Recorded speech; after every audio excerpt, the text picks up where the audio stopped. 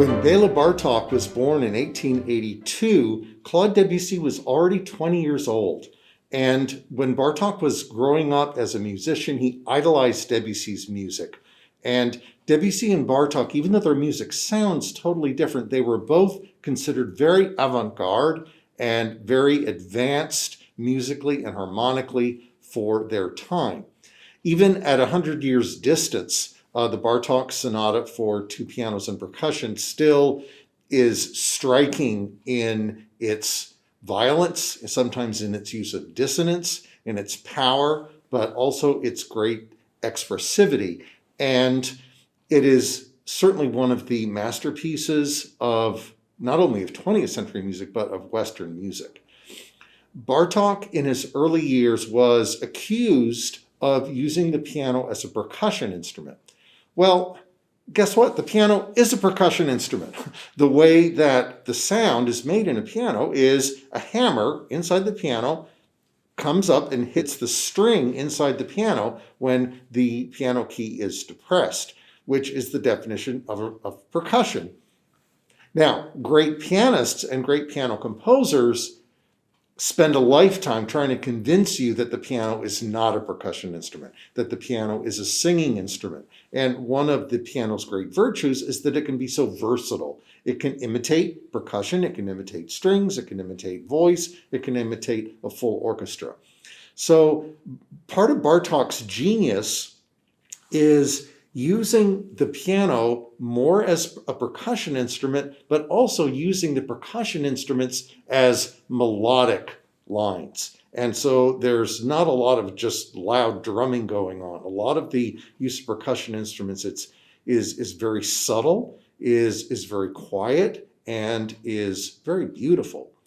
Bartok wrote the work toward the end of his career, 1937.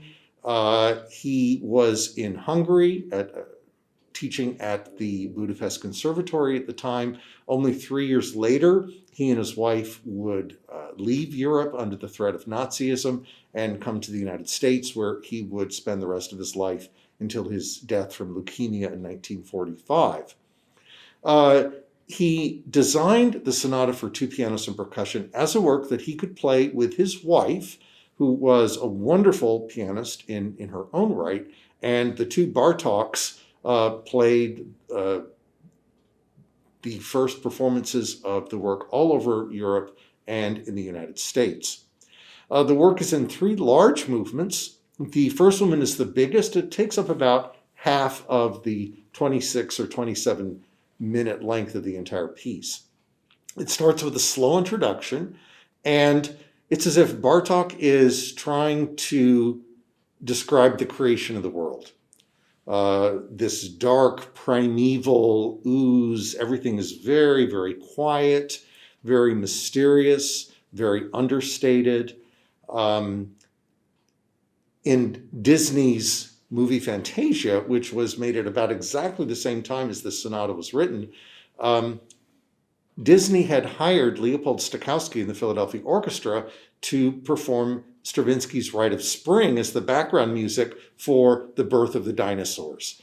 And Disney could have saved himself a lot of money by just hiring the Bartoks and a couple of percussion players instead of the full Philadelphia Orchestra, because it's this similar creation of the world phenomenon. Gradually, the dinosaurs wake up, and the fast part of the movement gets underway with the dinosaurs stomping around, and the music has a sound which has been likened to the primitivism of the art of Picasso, for instance. So Bartok's musical style is very much aligned with the avant-garde of the visual art world at this time. The second movement is a great example of what Bartok himself called night music, where the beginning and the ending parts are very slow, very mysterious, very calm and beautiful. But in the middle section, the music gets very agitated. And when you think about being out in the countryside at night, it's not quiet. There's a lot of noise going on with the animals and the wind. And in Bartok's night music here, you actually hear a swarm of cicadas. You hear other insect noises, other things in the underbrush. It's very evocative and actually quite cinematic. The finale is very joyous, dancing. To me, it's as if the circus has come to town, and you see the jugglers juggling and the acrobats doing gymnastics. It's just one of the happiest pieces of music that I know. And it's interesting that Bartók, after some very powerful playing, this piece has some very loud dynamics, some very soft dynamics, but Bartók chooses to end the piece very quietly. It's as if the circus troupe just marches off the stage and vanishes into thin air.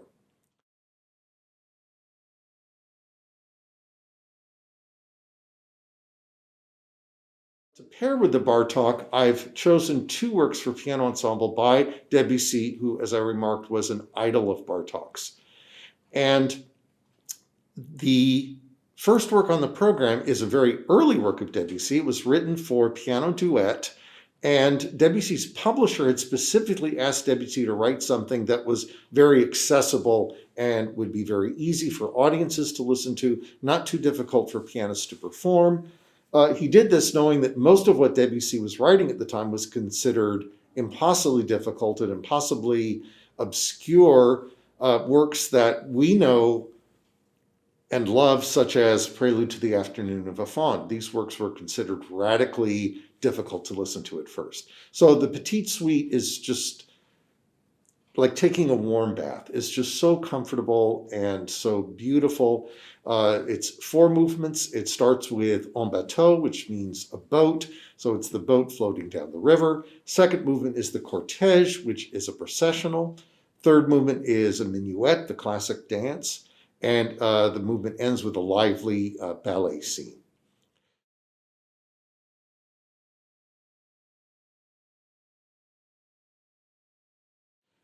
Toward the end of Debussy's life, his musical language became even more complex. It requires a little bit more effort from the listener. Debussy died in 1918 of cancer while World War I was still going on. As with anyone living in Europe at that time, he was very much affected by the war. He was very upset that he himself couldn't serve. His father had been a soldier in the Franco-Prussian War when Debussy was 8 years old. The father's military career had been a complete failure, and this kind of scarred Debussy's feelings about the military. Debussy very much bought into the anti-German sentiment of French culture at that time. So a lot of this comes out in a work that he wrote for 2 pianos in 1915 called, in English, the English translation is In Black and White. And this might refer to the black and white piano keys. Also, Debussy wrote 3 different poems for this work. And the work is in 3 movements, lasts about 16 minutes. The first movement is very joyful and very passionate, and the poem here is taken from the libretto for Charles Gounod's opera Romeo and Juliet, and basically talks about how humiliating it is if someone can't serve.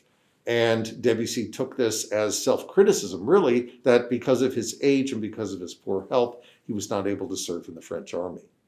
The second movement is definitely a war scene. And the poem here is from an old French poet who talks about how the enemies of France are destined to be defeated.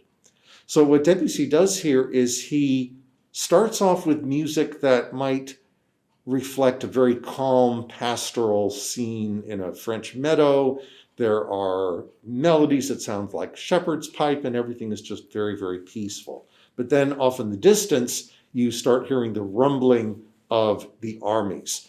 And Debussy represents the German army with the 15th century German hymn, A Mighty Fortress is Our God, written by Martin Luther. And so these are the Germans, and you'll hear this chorale melody. And he opposes this against a very subtle quotation toward the end of the French national anthem, the Marseillaise. And what Debussy does is he actually writes in the music that the two sides come together, but they stop fighting. So it's a very idealized anti-war piece of music that Debussy presents us with. And the last movement is Scherzo. It's very light, it's very playful. And the poem for this says, "Winter, you are nothing but a villain."